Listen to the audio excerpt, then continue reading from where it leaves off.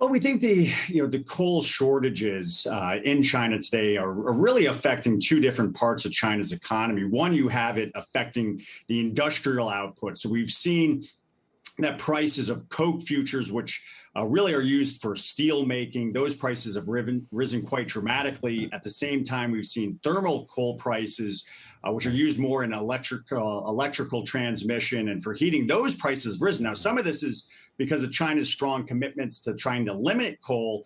At the same time, we're seeing that due to some mining safety issues, output of coal in China's come down, as well as China is lessening the imports from Australia just due to some political rhetoric issues. So ultimately, China's kind of short on coal. And I think it's worth pointing out, Tyler, this is something that we're seeing in the European Union as well as the United Kingdom, where due to high LNG prices, a slowdown in the amount of wind generation in Europe, we're seeing similar very high energy prices. So something that I think you're right, it's something that's a little bit of a concern, not just on a China perspective, but globally. But globally, I mean, when you have these kinds of input costs going up, it not only affects margins, obviously, but it affects output.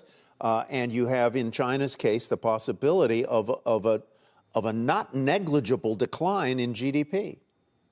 Well, I think we're apt to see the Chinese authorities respond by opening up their commodity strategic reserves. That's something we saw about a month ago. Very likely apt to see that again. It might actually pave the way to potentially smoother relationships with Australia, where China has a strong demand for Australia coal imports that have really lagged.